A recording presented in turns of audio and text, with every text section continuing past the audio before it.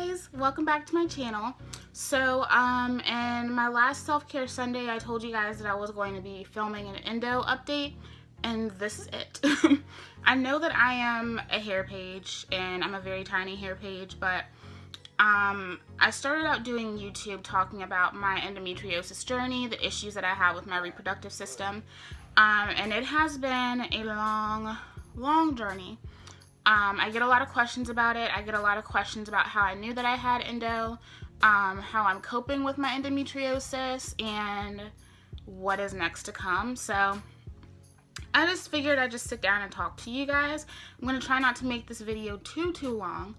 So let's just go ahead and get right into it. A lot of people don't know what endometriosis is. So every single month, us women shed a part of our uterine lining. That is our endometrium. And women like me, this disease causes the lining of our uterus to grow outside of the uterus. And those are considered adhesions. So it literally sticks to everything in there. You know, the walls, it sticks to other organs, your fallopian tubes, your ovaries, even your intestines and your colon. It can be very detrimental to not only your reproductive health, but your gastrointestinal health, and that's something that I have been dealing with recently as well. Symptoms can vary. There are some people that are in like the deep stages of it and they don't have the massive bleeding and the intense pain that a lot of us experience. For me, I had massive bleeding during my periods, and I've always had heavy periods. I explained this in my heavy period hacks video, so if you haven't seen that, run over there first and check that out, because I explain everything about my heavy periods, what I use, and how I cope with that. So heavy periods, extreme pain during your periods, for me to the point where I would pass out, I would throw up. Extreme pain in between periods, to the point where sometimes I would pass out even if I wasn't on my period. Sometimes it would just feel like someone was holding on to my uterus. So extreme pain, discomfort, chronic tiredness, most definitely. When I first started noticing the issues with my endometriosis, I was sleeping the majority of the day, and I had just started college. I would go to class, come back, go to sleep. Go to class, come back, go to sleep. Go to class, come back, go to sleep. Go to class, come back, go to sleep. Wake up 3 hours later for dinner, eat dinner, come back, go to sleep, try to do my homework, and go to sleep. This often results in iron deficiencies, vitamin D deficiencies. You can be extremely deficient in a whole lot of places. This can also result in issues with your colon and your intestines. It can affect your ability to have bowel movements. It can affect your ability to urinate. It can also cause pain with sex. Sex can be very problematic for women that deal with endometriosis. So those are just some of the symptoms. There's a whole other list that I could go down the line of, but those are the general ones that people typically have. So now that we've gotten past the explanation of endometriosis, let me talk to you guys about where I am now. I'm pretty sure the last time I talked to you guys about my personal journey, I just finished having my last surgery. So January 2017, I had a laparoscopic surgery to remove the adhesions that were wrapped around my reproductive system. So my uterus, my ovaries, all of that were basically saran wrapped in scar tissue. I had cysts or endometriomas that had grown on a couple of my ovaries. They were drained, not completely removed, but they were drained. And I did have adhesions that were starting to adhere to the lowermost part of my bowel. So things had already started to creep up. At that point, I was formally diagnosed. So I've been dealing with this for almost 5 years at that point, but it took that long for me to be diagnosed. A lot of the doctors that I had before didn't want to diagnose me. They didn't want to accept that someone that was, 18, 19 years old had endometriosis, because the reality is with endo, you can suppress it, but at some point, you're gonna have to take everything out. It's a given. It's a disease, there's no cure for it, and the only real cure is to have a hysterectomy. So fast track past that point. At that point, I was doing like my lifestyle channel, and I stopped doing it and I started doing beauty because honestly, the point that I was at, I was just majorly depressed. It was frustrating because after I had that surgery, I felt really good for like a month. And then once I got past that point, the pain was the worst that it had ever been. The bleeding was the worst that it had ever been. It was like we hadn't done anything. I was on medications to try to suppress what was going on. Very expensive medications that were very difficult to pay for. And it was just a very difficult experience for me. So I went in thinking that I was going to get better, and I didn't get better. I got magnificently worse, unfortunately. And sometimes it's just how it goes. So instead of staying home and finding a job, because I was on a leave of absence at the time from school, there was no way that I was going to be able to do those surgeries and be at school. So I took a semester off, and I went back in the fall. And things were really bad, but I just pushed through it. I was having frequent hospital visits because, you know, I would pass out in bathrooms, or I would just be in so much pain that I couldn't walk. And every time that I was seen at the hospital, it was the same ovary, the same cyst. It just continued to grow and grow and grow, no matter whether I was on my Lupron, which was the suppressant that they were using at the time for my endometriosis. Once we had hit the spring, and mind you, this entire end of my college journey, I was working 2 jobs and doing school full-time on top of being in orchestra full-time and working with organizations full-time. I was filled to capacity on what I was doing. And honestly, the things that I was doing at the time probably wasn't the most healthy for me, but I mean, you gotta have money, you gotta eat, right? Fast track to that, I saw my doctor in December. Things were getting worse, they weren't getting better. And the issue with endometriosis and being as young as I am, I'm 24 now. The issue with all of this is that to a gynecological practice, the goal is to keep you fertile. And for me, I have reached a place in my journey where I don't necessarily care if I can bear children. A lot of people get mad at me for saying that. Honestly, that's none of your business. I'm sharing this for the people that need to hear that. But the reality is, the majority of my golden years have been taken by this disease. I can't go out. If I do go out, I have like 2 extra outfits, like a box of pads, like just all sorts of stuff. And if I don't prep, then I feel self-conscious, and I'm always worried about what's going to happen. My personal and physical relationships have suffered. It's very hard for me to be around people a lot of the times, to the point where I'm taking a lot of pain medication because at this point I have no choice. I used to be able to refuse to take it, and now I can't. There's just a whole list of issues that have occurred because of my endometriosis.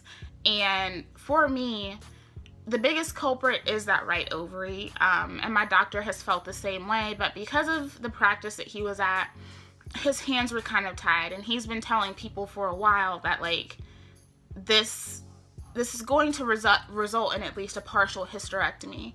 And it eventually got to the point when I came home post-graduation, that he just decided that he was going to hand me off to a surgeon that specifically deals in endometriosis, because he knew that at that point, regardless of whether it was like straight up proven that this ovary needed to go, he wasn't going to be able to do what he needed to do for me.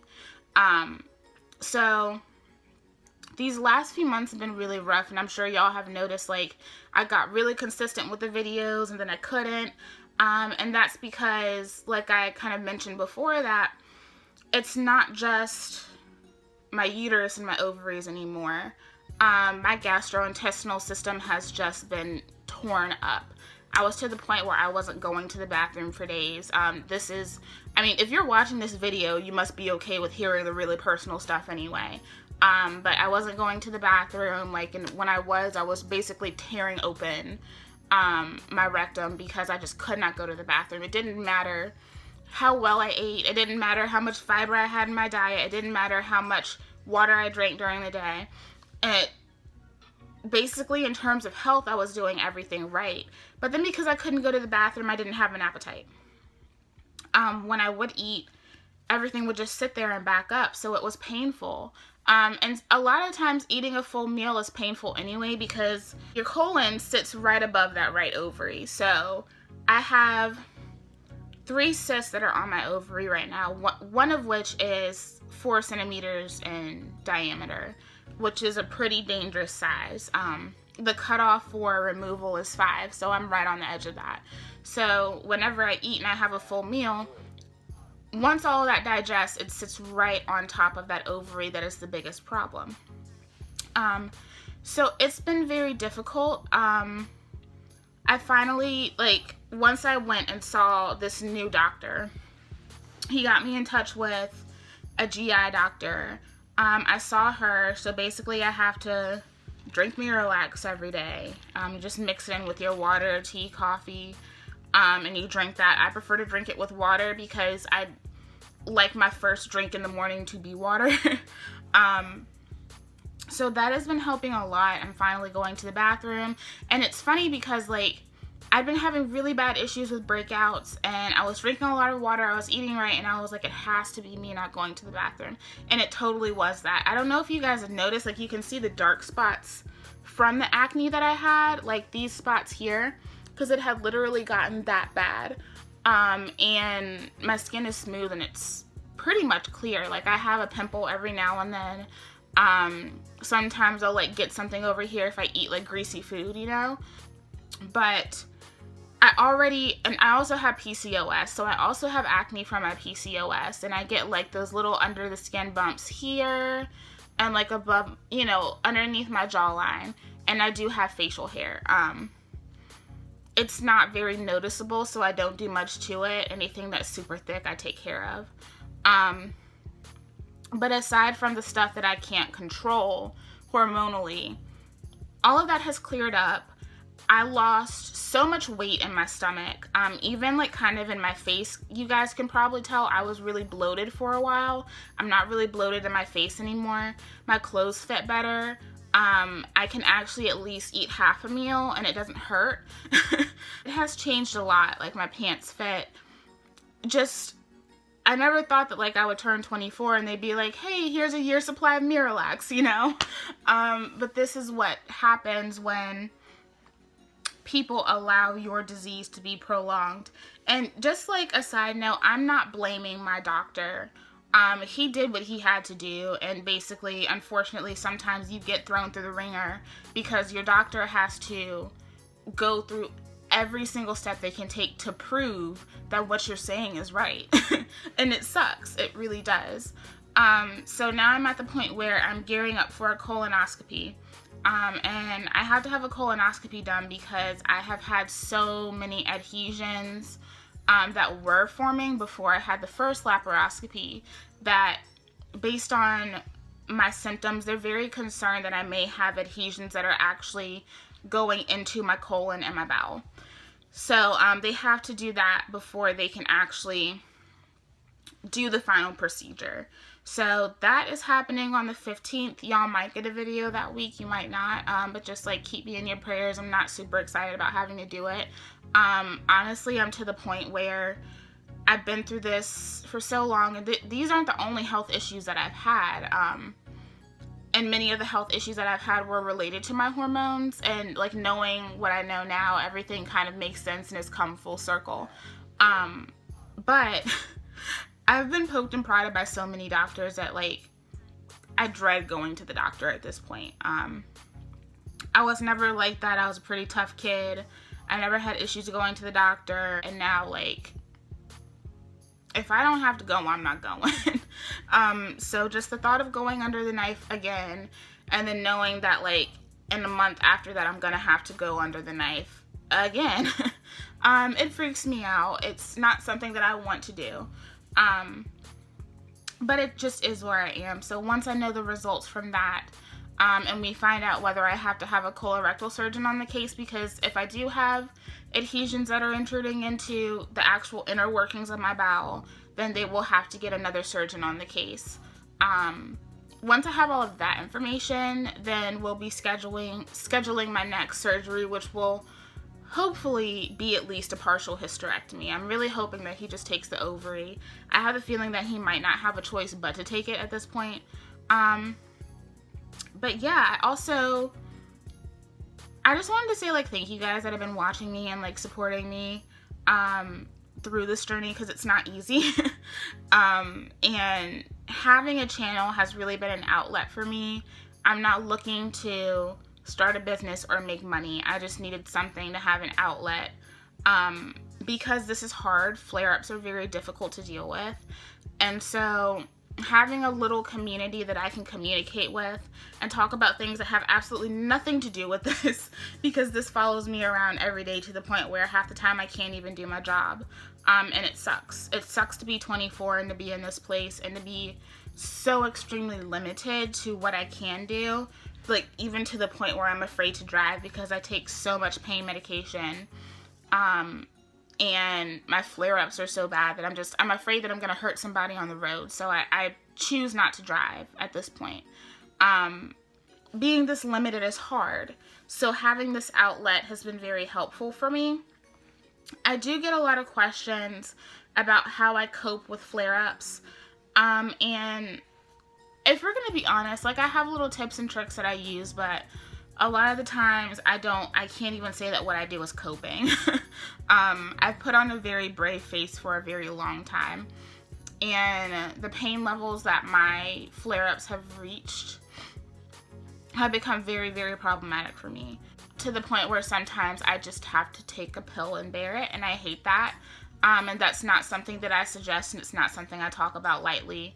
I hate pain medications, I hate narcotics, I hate what they do to people. I think the only reason why I am where I am now, that I can take it responsibly, is because I am very aware of what can happen.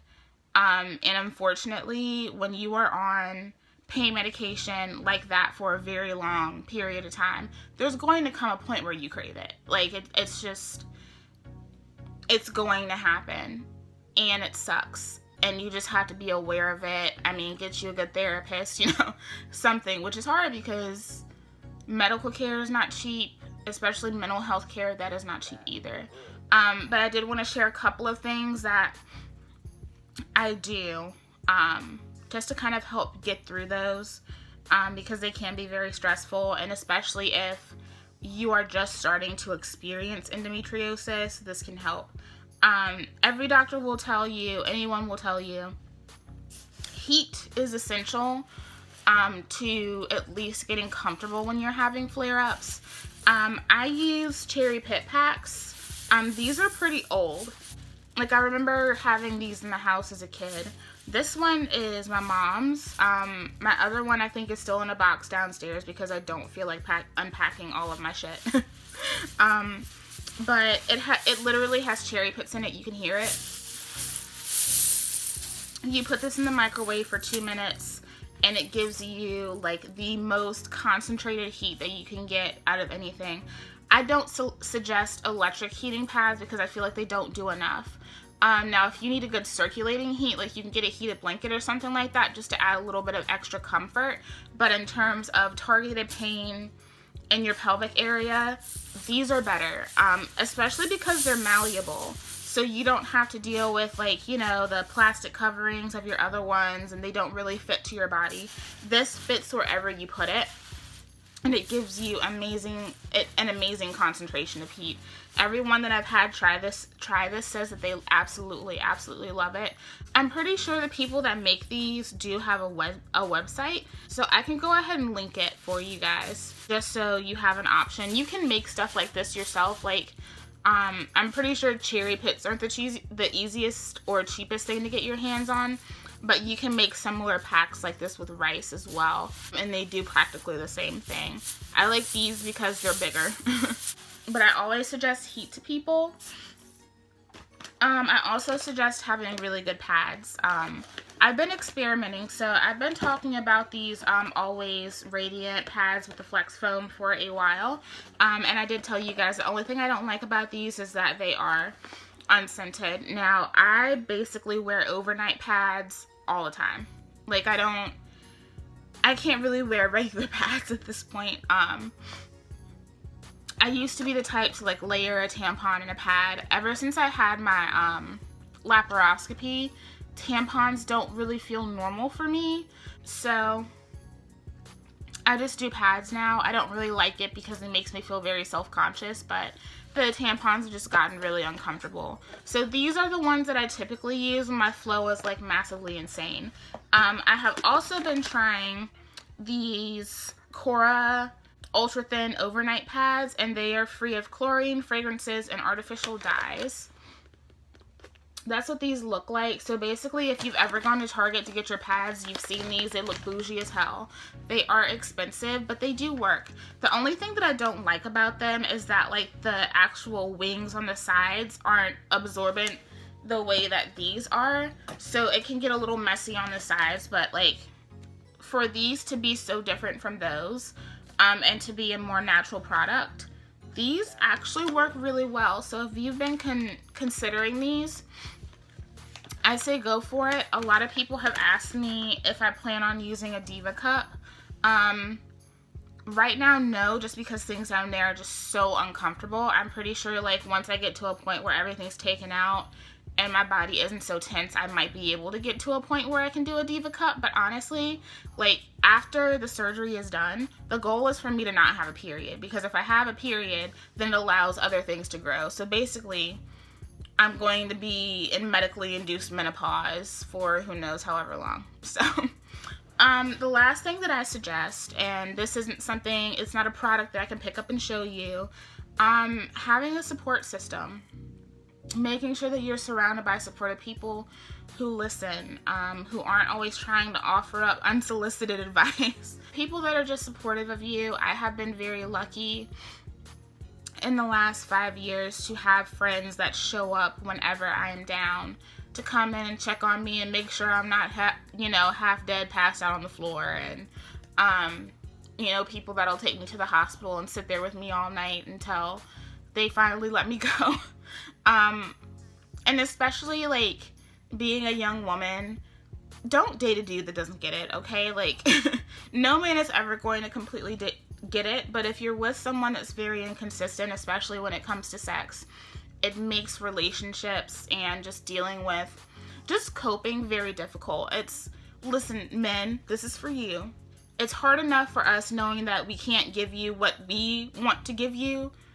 Don't make it harder, okay? Like, don't make it harder. Like, it's not about you right now.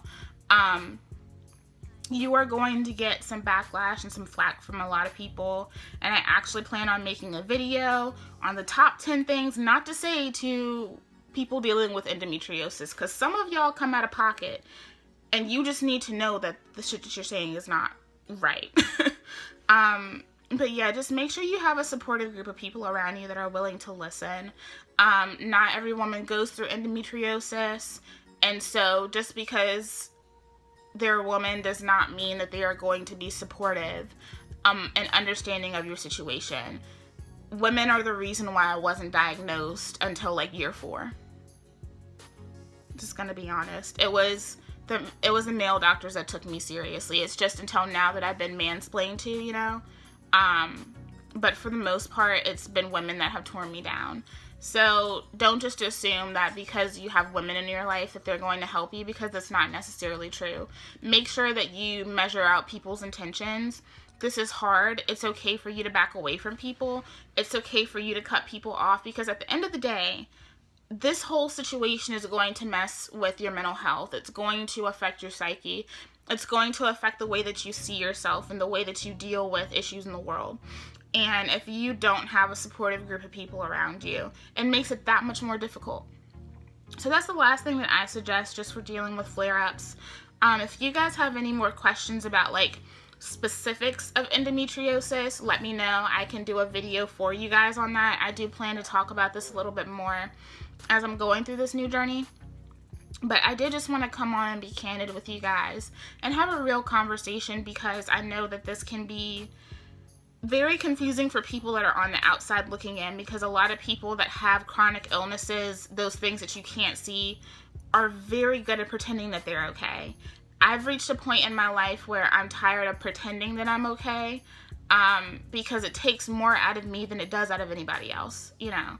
And so I don't have a problem with being open and honest and candid with you guys, because to me, the more I talk about it, there's going to be one more girl out there that isn't going to think that what she's going through is normal. This is not normal, and you deserve to live a better life. Life should not be this hard. And so I really hope that this video at least helped one of you guys. Like I said, I appreciate that you guys care, but I really don't need the unsolicited advice. If you have any advice on this, more than likely I've already done it.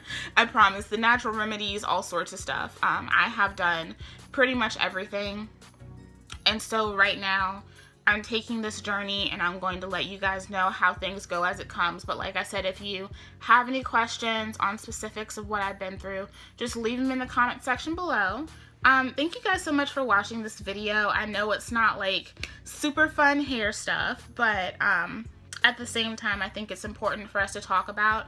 I feel like a lot of us as women don't want to talk about these things because we feel like it's taboo, and it's not. It's our bodies, and it's what we go through all the time. And, you know, if we can publicly talk about erectile dysfunction on TV, then we should be able to talk about the diseases that we deal with as women. So, like I said, if you have any questions, comments, leave them down below, and I will see you guys in the next video. Bye!